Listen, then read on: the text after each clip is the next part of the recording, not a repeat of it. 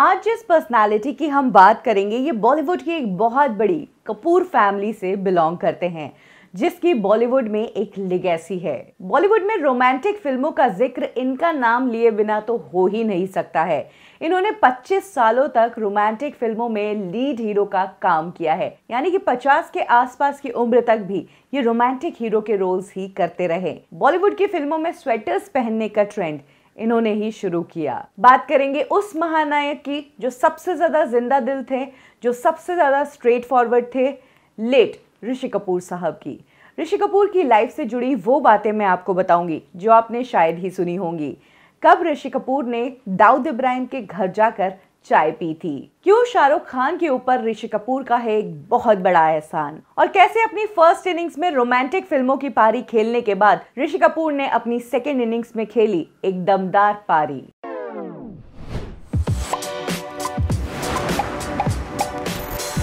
ऋषि कपूर बेटे हैं राज कपूर और कृष्णा राज कपूर के। इनके दो भाई हैं रणधीर कपूर और राजीव कपूर। इसके अलावा इनकी दो बहनें भी हैं, ऋतुनंदा और रीमा जैन। ऋषि कपूर की परवरिश चेंबूर में हुई। इसके साथ ही उन्होंने चैंपियन स्कूल से अपनी पढ़ाई पूरी की। उनके स्कूल डेज में उनके स्कूलमेट्स रह चुके हैं शशि थरूर और प्रफुल्ल पटेल। इसके बाद उन्होंने मेयो कॉलेज से अपने आगे की पढ़ाई पूरी की। एज अ चाइल्ड आर्टिस्ट ही ऋषि कपूर हमें फिल्मों में दिखने लगे थे, क्योंकि वो फिल्मी फैमिली से ही बिलोंग करते थे। इसीलिए एक्टिंग के लिए उन्हें कहीं बाहर सीखने नहीं जाना पड़ा, ना ही उन्हें रोल्स के लिए और फिल्मों के लिए स्ट्रगल करना पड़ा। ये सब चीजें उन्हें एक थाली पर सजा कर मिली थी। ऋषि कपूर हमें सबसे पहले नजर आए थे as a child artist film Shri 420 में। इस फिल्म के गाने प्यार हुआ उसमें एक छोटी सी झलक में ऋषि कपूर दिखाई देते हैं। इसके बाद वो हमें नजर आए फिल्म मेरा नाम जोकर में। ये फिल्म उनके पिता ही बना रहे थे और इस फिल्म में उन्होंने अपने पिता के ही बचपन का रोल निभाया था। ऋषि कपूर बहुत छोटे नहीं थे, वो टीनेज में थे तब इन्होंने इस फिल्म में काम किया था, और इस फिल्म में ऋषि कपूर के काम को इतना ज्यादा पसंद किया गया कि इस फिल्म के लिए उन्हें बेस्ट चाइल्ड एक्टर का अवार्ड दिया गया। 1973 की फिल्म बॉबी वो फिल्म थी जिससे ऋषि कपूर ने बॉलीवुड में एंट्री करी थी एज अ लीड एक्टर। लेकिन कम ही लोग जानते हैं कि ऋषि कपूर के लिए फिल्म बॉबी नहीं बन रही थी।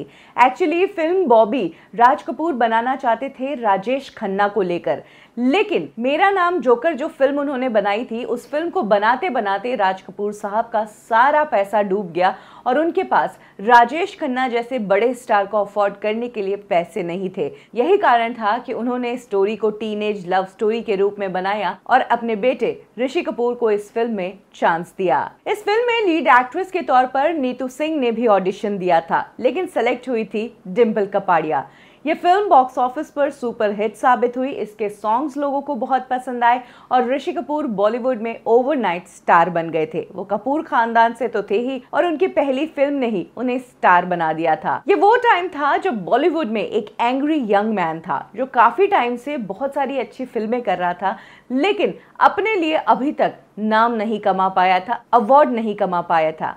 वो एक्टर थे अमिताभ बच्चन। जी हाँ, जिस साल बॉबी फिल्म आई थी उसी साल अमिताभ बच्चन की जंजीर फिल्म आई थी, जिस फिल्म में उनकी परफॉर्मेंस को बहुत पसंद किया गया और कहा जाता है कि अमिताभ को बॉलीवुड में एस्टैब्लिश करने वाली फिल्म जंजीर ही थी। लेकिन आपको ये जानकर हैरानी होगी कि इस साल बेस्ट एक्टर का अवार्ड जहां सब तरफ कहा जा रहा था कि अमिताभ बच्चन जंजीर के लिए जीतेंगे, वही बेस्ट एक्टर का अवार्ड ऋषि कपूर को मिला। ऋषि कपूर ने ये अवार्ड तो ले लिया, लेकिन इस अवार्ड को लेने का उनके अंदर रिग्रेट हमेशा रहा। बहुत सालों बाद ऋषि कपूर ने एक इंटरव्यू में इस बात का खुलासा किया कि जिस वक्त उन्होंने बॉबी की थी वो ओवरनाइट स्टार बन गए थे, तब उन्हें एक पीआर एजेंट मिला था जिसका नाम था तारकनाथ गांधी। उसने ऋषि कपूर को कहा था कि तुम्हें बेस्ट एक्टर का अवार्ड चाहिए, तो ऋषि कपूर ने कहा कि व्हाई नॉट।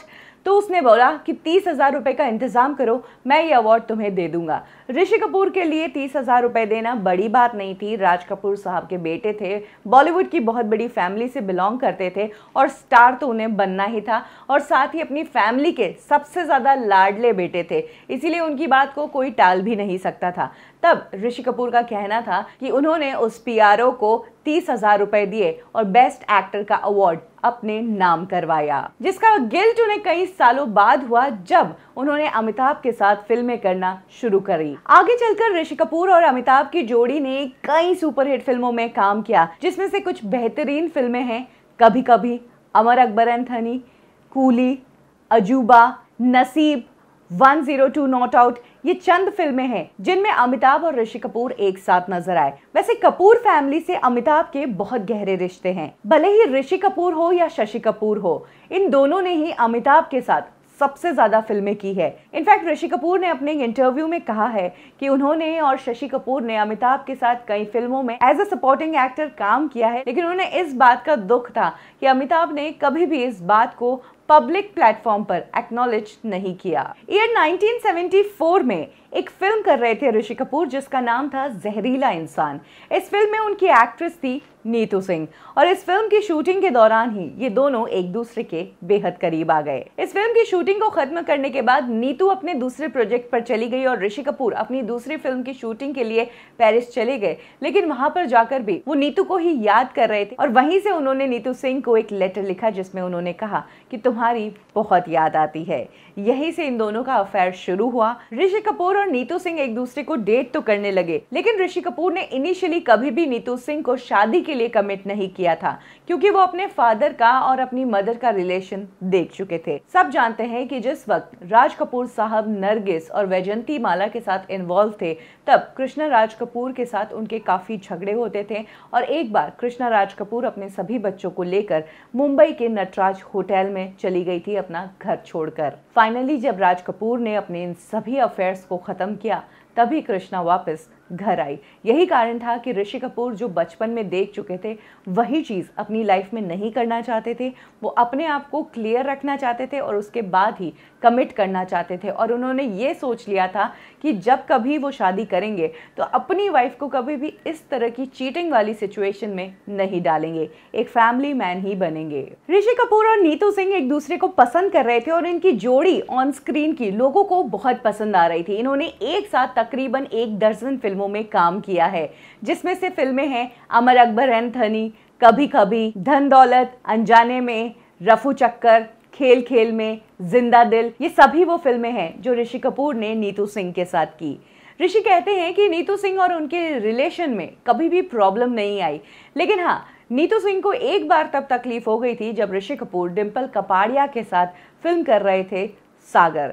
जी हाँ, ऋषि ने डेब्यू किया था डिम्पल कपाड़िया के साथ ही और तब डिम्पल कपाड़िया ने राजेश खन्ना के साथ शादी कर ली थी। यही कारण था कि बॉबी फिल्म का सारा स्टारडम भी ऋषि कपूर को ही मिल गया था। लेकिन बाद में फिल्म सागर से जब डिम्पल कपाड़िया ने फिर से कमबैक किया, तब नीतू सिंह थोड़ी सी इनसिक्योर हो गई थी ऋषि कपूर को लेकर, लेकिन बाद में ऋषि कपूर ने नीतू सिंह को सब कुछ क्लियर कर दिया। 70s का पूरा दशक ऋषि कपूर के लिए बहुत अच्छा रहा। उन्होंने काफ़ी अच्छी फिल्मों में एज अ लीड हीरो काम किया, जैसे कि लैला मजनू, पति पत्नी और वो, नया दौर। वैसे ऋषि कपूर ने नीतू सिंह से शादी नहीं की थी, उससे पहले उनका एक इंसिडेंट हो गया था। उनका नाम भी एक और एक्ट्रेस के साथ जोड़ा गया था।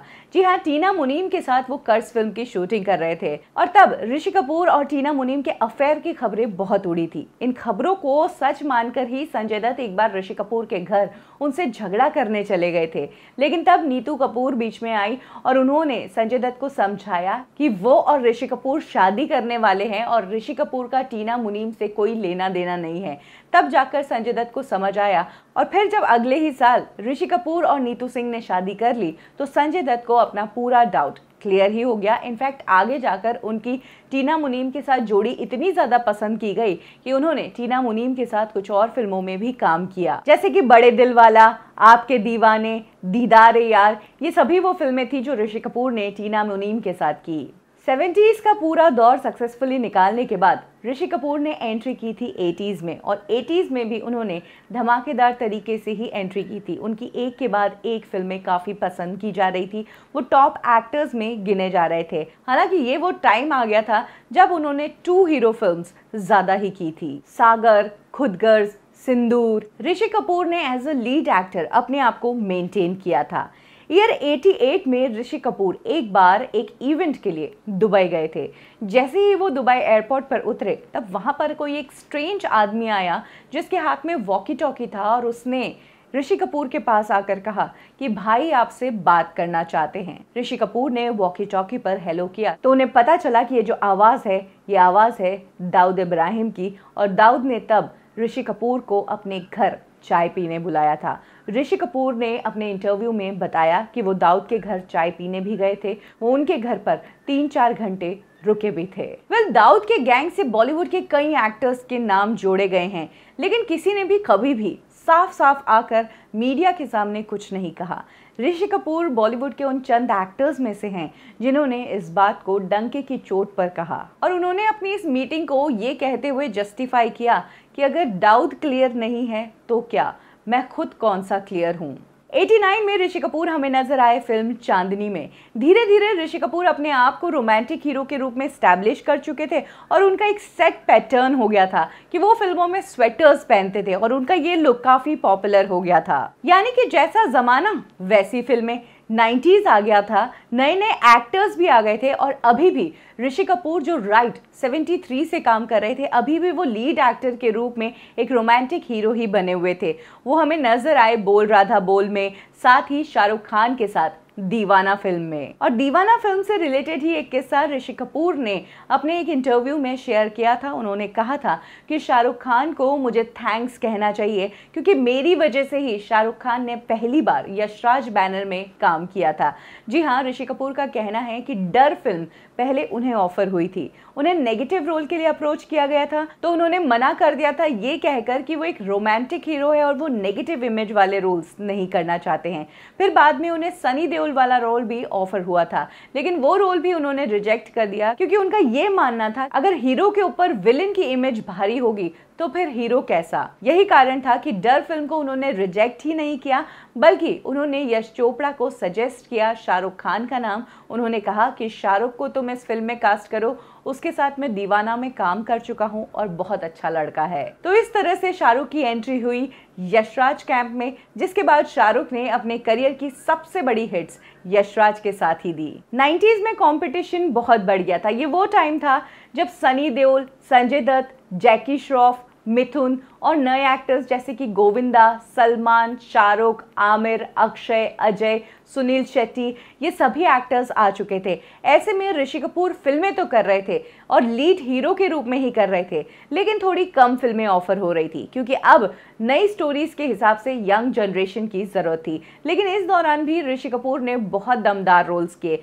भले ही वो फिल्म दामिनी हो, इना मीना डीगा हो या फिर याराना हो। ऋषि कपूर की एज उनके करियर पर भारी पड़ रही थी और जिसने पूरी लाइफ रोमांटिक हीरो का रोल किया हो या फिर लीड हीरो के ही रोल किए हो, वो अब इस फिल्म इंडस्ट्री में अपने करियर को कैसे जिंदा रखे। ऐसे में ऋषि कपूर ने डायरेक्शन का भी ट्राई किया। ईयर 1999 में वो एज ए डायरेक्टर हमें नजर आए। उन्होंने डायरेक्ट की फिल्म आ अब लौट चले, लेकिन डायरेक्शन में भी उनका ज़्यादा मन नहीं लगा और तब उनके एक बेस्ट फ्रेंड राहुल रवेल ने उन्हें समझाया कि तुम्हें अब अपनी उम्र के हिसाब से रोल्स करने चाहिए, ज़रूरी नहीं है कि तुम लाइफ टाइम लीड एक्टर के रोल्स ही करो।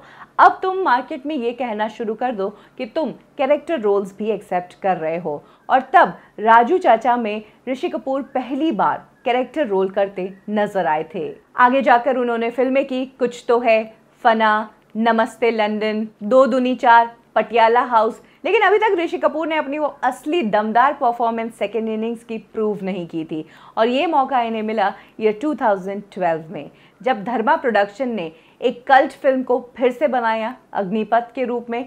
इस फिल्म में ऋषि कपूर ने रऊफ लाला का रोल किया था और इस रोल से ही उन्होंने शो कर दिया था कि उन्होंने अपनी सेकेंड इनिंग्स को दमदार तरीके से शुरू की है और यही वो फिल्म है जिसके बाद ऋषि कपूर को स्ट्रॉन्ग कैरेक्टर्स ऑफर होने लगे फिल्म इंडस्ट्री में। हाउसफुल 2, औरंगजेब, डी डे यानी कि दाऊद जिससे वो ऑलरेडी मिल चुके थे, उनकी लाइफ पर बनी फिल्म में भी उन्होंने काम किया। और 2016 से तो एक के बाद एक ऋषि कपूर ने दमदार परफॉर्मेंसेस देना शुरू कर दिया।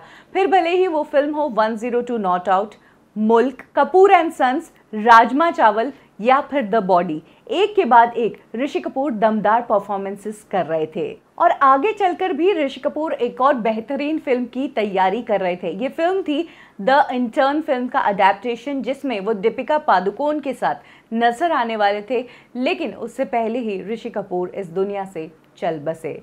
जी हाँ, 2018 में उन्हें कैंसर डिटेक्ट हुआ, जिसके तहत उन्होंने न्यूयॉर्क से कुछ महीनों तक ट्रीटमेंट लिया। 11 महीनों बाद वो इंडिया लौटे थे, यानी कि लास्ट ईयर सितंबर में ही, और उसके बाद उन्होंने अपने जो पेंडिंग काम थे उनको कंप्लीट किया। लेकिन उसके बाद से ही ऋषि कपूर की तबीयत कुछ ठीक नहीं रह रही थी। फरवरी में 2 बार उन्हें हॉस्पिटल में एडमिट करवाया गया, एक बार दिल्ली में और एक बार मुंबई में। और हाल ही में जब से लॉकडाउन हुआ है तब से ऋषि कपूर ट्विटर पर काफ़ी एक्टिव थे। इनफैक्ट जब से सोशल मीडिया आया है तब से ऋषि कपूर अपने ट्वीट्स को लेकर बहुत ही ज़्यादा पॉपुलर रहे हैं। भले ही वो सलमान के हिट एंड रन केस पर हो, जब उन्होंने अभिजीत भट्टाचार्य को और एजाज खान को सलमान का चमचा कहा था, जिस कारण सलमान और उनके रिश्ते में भी काफ़ी डिफरेंसेस आए थे, या फिर कनिका कपूर हो, जिन्हें जब कोरोना डिटेक्ट हुआ तब उन्होंने एक बात कही थी कि लगता है आजकल कपूर्स के दिन कुछ ठीक नहीं चल रहे हैं। इस बात का बहुत कुछ मतलब निकलता है। क्या ऋषि कपूर को पता था कि उनकी भी तबीयत खराब है, उनके भी दिन कुछ ठीक नहीं चल रहे हैं? उनका ये ट्वीट बहुत सारे सवाल छोड़ जाता है। ऋषि कपूर को सांस लेने में प्रॉब्लम होने लगी, जिसके चलते उन्हें मुंबई के रिलायंस फाउंडेशन हॉस्पिटल में एडमिट करवाया गया और रात भर ट्रीटमेंट करने के बाद सुबह 8:45 बजे ऋषि कपूर ने अपनी आखिरी सांस ली। ऋषि कपूर अपने पीछे छोड़ गए अपनी पूरी फिल्म लेगेसी। उनके आखिरी समय में उनकी वाइफ नीतू सिंह उनके साथ थी, रणबीर कपूर उनके साथ थे, रणबीर की गर्लफ्रेंड आलिया भट्ट उनके साथ थी, लेकिन उनकी लाइफलाइन उनके साथ नहीं थी। उनकी लाइफलाइन थी उनकी बेटी रिद्धिमा, जिससे ऋषि कपूर हर रोज़ फेस टाइम पर बात किया करते थे। रिद्धिमा दिल्ली में रहती है और ऋषि कपूर रिद्धिमा के बिना नहीं रह सकते थे, इसीलिए वो हर रोज़ रिद्धिमा को फेस टाइम किया करते थे। बट समय कुछ ऐसा हुआ कि अपनी ज़िंदगी के कुछ आखिरी पलों में वो अपनी बेटी को नहीं देख पाए। ऋषि कपूर को इंडस्ट्री का मोस्ट स्ट्रेट फॉरवर्ड एक्टर कहा जा सकता है, क्योंकि भले ही अपने रिश्तों से लेकर हो, अपने फैमिली रिलेशन से लेकर हो, अपने पिता के रिश्तों की बात हो, या अपने बेटे की गर्लफ्रेंड्स के बारे में बात हो, या फिर देश के किसी भी बड़े मुद्दे की बात हो, ऋषि कपूर ने हमेशा साफ साफ और सीधा सीधा सटीक भी बोला है। ये बात उनकी कुछ लोगों को अच्छी नहीं लगती है, कई लोग उन्हें अपोज भी करते हैं, लेकिन ऋषि कपूर ने हमेशा अपना ओपिनियन रखा है। उन्हें ये नहीं कहा जा सकता है कि वो एक पब्लिक फिगर है तो बहुत ही डिप्लोमेटिकली बिहेव करते हैं। उन्होंने अपना ये नेचर कभी भी नहीं रखा। ऋषि कपूर की कौन सी फिल्म आपको सबसे ज़्यादा पसंद है? कमेंट सेक्शन में ज़रूर शेयर करें। कब की और कैसे में आज के लिए बस इतना ही। फिर मिलेंगे एक और स्टोरी के साथ। लाइक करें हमारा फेसबुक पेज बॉलीवुड ठिकाना, फॉलो करें हमें इंस्टा पे और सब्सक्राइब करें हमारा यूट्यूब चैनल बॉलीवुड ठिकाना।